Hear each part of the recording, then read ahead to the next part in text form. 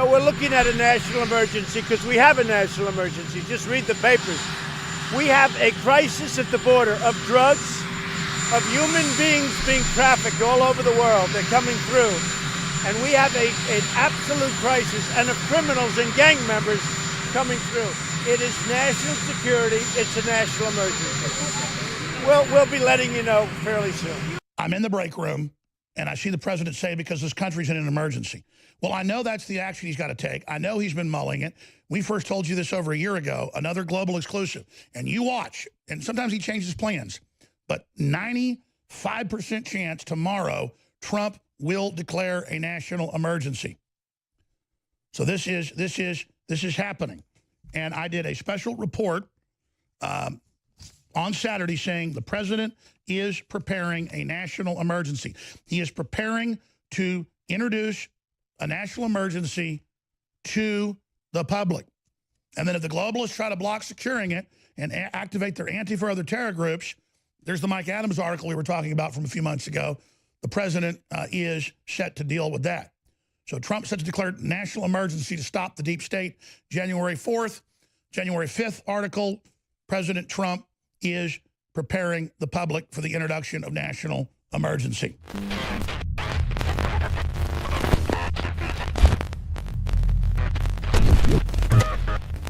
This is a global exclusive from sources I have in the Pentagon, from sources we have close to the White House, and from our own research and understanding U.S. law and history. You have all noticed in the last year that I've said Trump must declare a national emergency to cancel the national emergency that Obama put in before he left office in December of 2016 when they knew Trump was coming in and was president-elect. Not just for border security or integrity of CONUS, but also so that he can then use those emergency powers to remove the bureaucrats and policies that have been put in place that circumvent his administration and his executive power. Infowars.com, newswars.com, but also Mike Adams of naturalnews.com have been hammering this narrative in the last year because this is what must be done.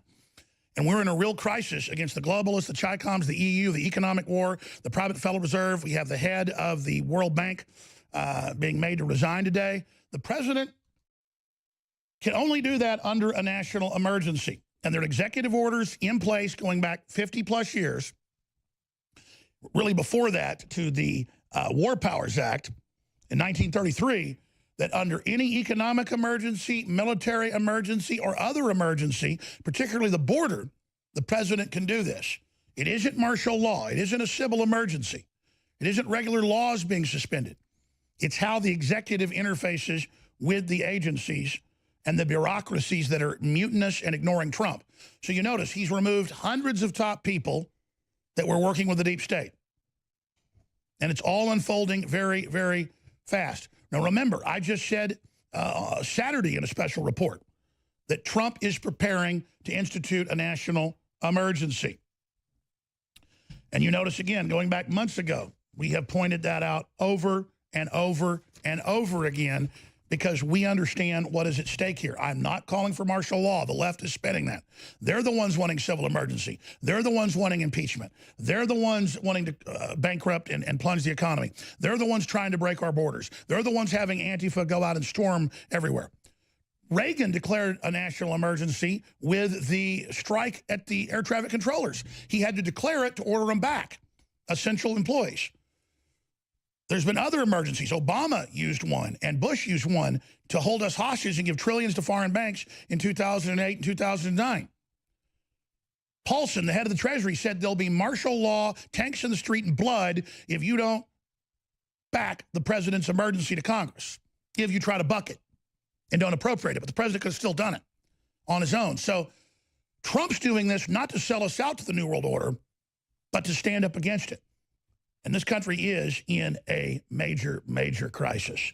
So here it is today, Fox News just minutes ago, talking about his announcement, dealing with the wall and it being steel and not concrete, which is still a wall, that he'll be giving a special speech tomorrow night. It's going to be from the Oval Office, and it's going to be on the country being in a crisis And the president's going to declare the national emergency tomorrow night. Then on Wednesday, there'll be a messenger from the White House that marches into the new Congress, into the House of Representatives, and announces to the Speaker of the House that the president has declared an emergency. Now, normally they don't cover it when they do this. Every president's done it since Roosevelt. They don't want you knowing about this. This is how they've done all this stuff. This time, when that emissary from the president marches into the Sergeant of Arms of the House of Representatives, it's going to be all over the news, like it's a big, bad, evil thing. So how do I know this? I have sources saying it was imminent. I've been telling you for a year it needs to happen.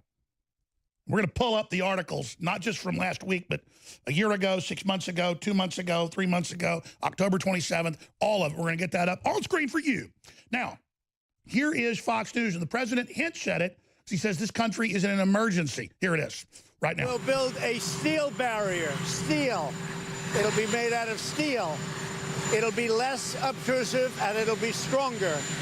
But it'll be less obtrusive, stronger, and we're able to use our great companies to make it by using steel. We have Fox team coverage. Mike Emanuel on Capitol Hill with reaction from lawmakers. But we begin with John Roberts, who is live at the White House. And that news coming in just a few moments ago, the president to do a primetime address tomorrow night at 9 p.m. from the White House. John. Dana, good afternoon to you. Yeah, with the Christmas holidays, the New Year's holiday over, and everybody back to work except for federal workers, of course, and people focused, the president wants to make a case for why he needs to get the money to build a border barrier with a primetime address tomorrow night. We do not know if it will be in the Oval Office yet, or if it might be one of the other many rooms here at the White House.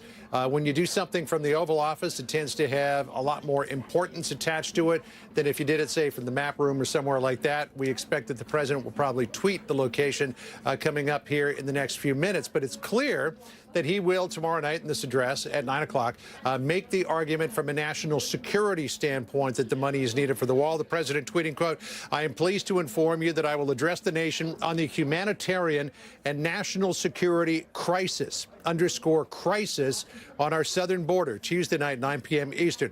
The president will also travel to the southern border on Thursday to promote the need for billions of dollars to build a steel barrier along some parts of the border. He is going to be going, we have confirmed through law enforcement sources, to the McAllen, Texas area. Now, what's interesting is there's about 4 miles of steel barricade at the border crossing there between the area south of McAllen and Reynosa in Texas. But that's an area where it's very difficult to build a wall because you've got the Rio Grande meandering its way all the way west to El Paso and all the way east to Brownsville. And you have a lot of private landowners there who do not want to be cut off from the river by a border fence. So it's likely that his plans for a border fence would not be applicable to that area. But of course, there are large swaths of New Mexico, Arizona, and California where it would. In a letter to the Senate Appropriations Committee Chairman Richard Shelby, the president adding some detail to what he wants, saying, quote, "The president requests $5.7 billion for construction of a steel barrier for the southwest border. A physical barrier wall creates an enduring so that's from Fox News just literally like 10, 12 minutes ago. I'm in the break room, and I see the president say, because this country's in an emergency. Well, I know that's the action he's got to take. I know he's been mulling it. We first told you this over a year ago, another global exclusive. And you watch, and sometimes he changes plans, but 95% chance tomorrow Trump will declare a national emergency. So this is happening.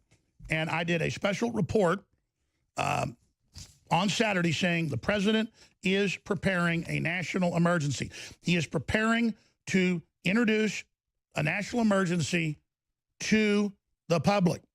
And then if the globalists try to block securing it and activate their Antifa or other terror groups, there's the Mike Adams article we were talking about from a few months ago. The president is set to deal with that. So Trump set to declare national emergency to stop the deep state January 4th. January 5th article, President Trump is preparing the public for the introduction of national emergency. In fact, we probably should just get my special report. It's pretty powerful from this weekend and air that in some of the segments because I was particularly focused and I really laid out why the president needs to do this and the reasons for it. And so what we'll do is I'm going to open the phones up on this subject and others, but particularly this one. And then I think Gerald Celente, who always does a great job, will be fine with me taking a couple segments of the start of the next hour before he comes on to air my piece on that. But I want to be extremely focused and clear here. We're already under Obama's emergencies. He has stay-behind embedded networks working against the country. That's now been admitted. I told you that 2.5 years ago. That when he was leaving, he pulled that. And then he did. We know how this stuff works. And so the way it operates is they've built this whole infrastructure around COG, continuity of government and other systems, where the president can't change any of this unless he exercises his power to remove it. So if you're cutting a kid out of a car, it's the car wreck that put him in the car all hurt. You're cutting him out. That's the emergency. But the wreck's already happened. So they're going to spin this as martial law. That's not what it is. It's the president having to exercise executive power to get back control of the bureaucracy. I'll give the number out when we come back. Stay with us. You know, most men spend their time studying how football works or how to act cool. And that's okay. Or how to have a bigger truck, which I've got a big truck. I like that too. But, you know, I've spent my time studying how the world works. And when I went and saw the movie Vice, which is got some disinfo on it, but it's very well done overall, it's Dick Cheney obsessed with COG and continuity of government and the power of the executive. And by the president letting him operate as a co-executive, he then was able to create a fourth branch of government. That's how powerful the executive is if it's unopposed. Now, they've been using the executive to transfer power away from Congress, the courts, and the people. Trump is using it to claw it back and doing it under constitutional emergency. So just as I said at the beginning of the show today, all indicators are Trump is taking the gloves off and putting the big boy pants on. And he's firing the Chi-Com World Bank head, who was working for the Chinese to give them all our tax money to take over Africa mainly and Latin America. I mean, what treason? And Trump called it out a year ago and he just sacked the guy. And this all indicates the national emergency, as I said back in October, has already been declared. And they're going to send an emissary from the White House Wednesday morning to the session of Congress, and is going to declare, and I'm going from memory, we need to look this up, it's declared to the House. Sometimes they send an emissary to both. Sometimes they have the vice president do it, but that gives too much fanfare. Usually they slip it under the rug, under the door, because it can get a little sticky if they're using it to transfer trillions to foreign banks, or they're using it to do things like that. But this is the president announcing an emergency, generally for war or famine or calamity. And our borders, the left keeps saying, oh, there's no border problem. Oh, yeah, look at Europe. Look at here. Give me a break. So they're going to spin this as martial law. This is the opposite. The country has been crashed. The globalists are trying to bring it down. I'm going to explain this again because the media is going to misrepresent it. Obama declared new emergencies 6 of the 8 years he was in office. By the way, the emergencies were extended. So he only had to do it 6 times because he wanted to change something and why he said there was an emergency. So you're going to learn that the president in October declared a classified national emergency to the executive. And now he's either going to have a deal by tomorrow night that Pelosi says that they're going to do the wall and all the rest of it, or he'll declare the national emergency. But it's already been done, so it doesn't matter. You understand how that works? He just hasn't declared it to Congress to let him know that he's overriding them. And the only way you can override the president in an emergency is impeachment or assassination. It is its own separate branch of government. But you have, just as state legislatures used to until 1913 and the 16th Amendment, they could recall U.S. senators. They were creatures of the state to balance out the federal government. House members are generally elected. Senate members were voted for by the legislature to create a parliamentary check and balance. The same year we got the Federal Reserve Act, the income tax, we got the senators becoming federal creatures. Well, that was a major loss of states' rights and states' powers. And I believe we should bring back where we were before the 16th Amendment. So things have gotten way out of balance. And before, the executive had too much power. But everything Trump's doing with executive power is very judicious. The Supreme Court's been saying he's right on this stuff.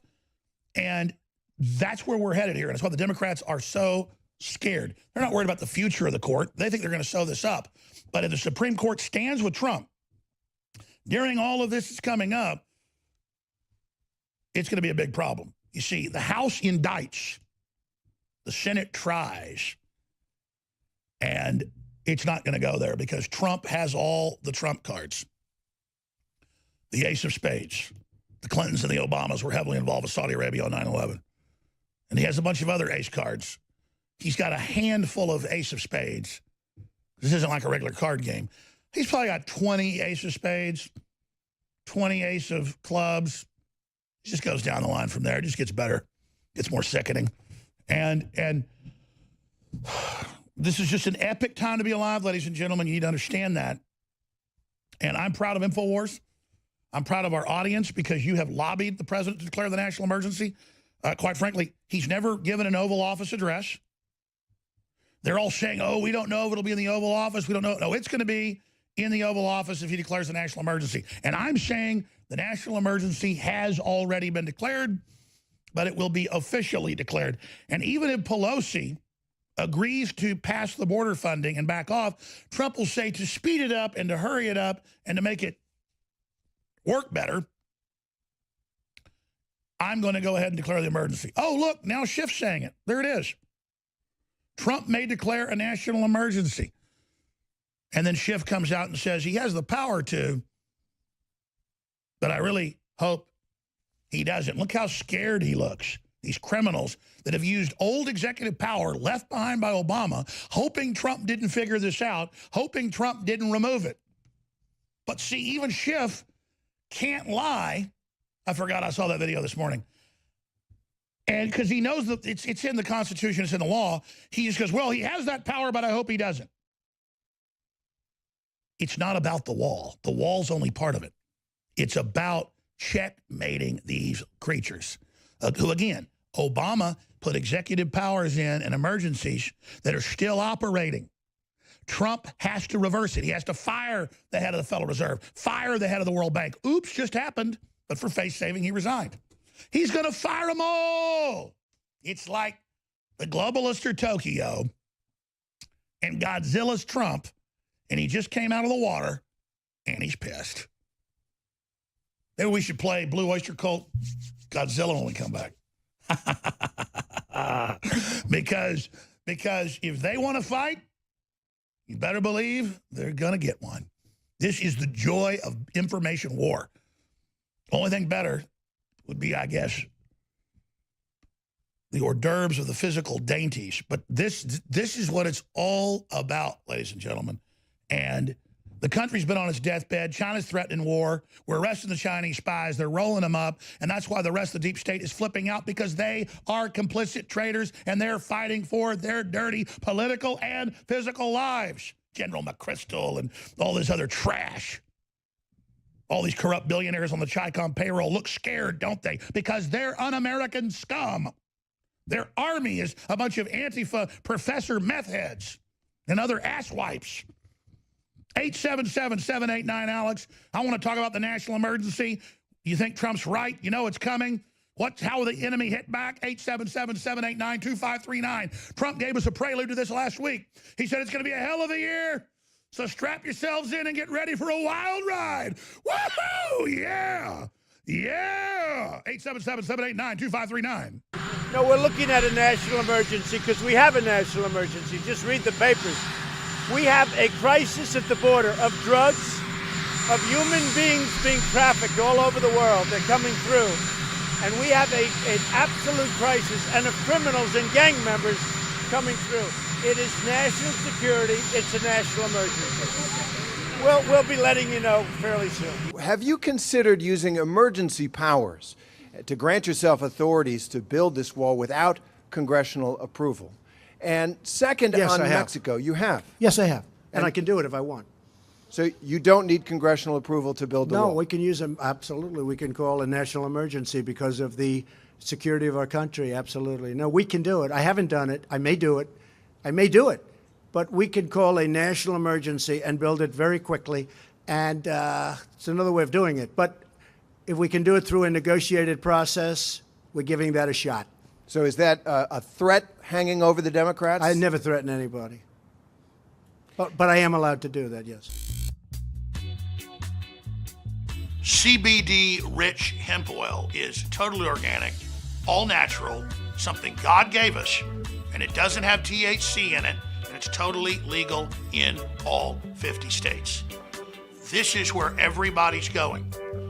This is what your body actually needs.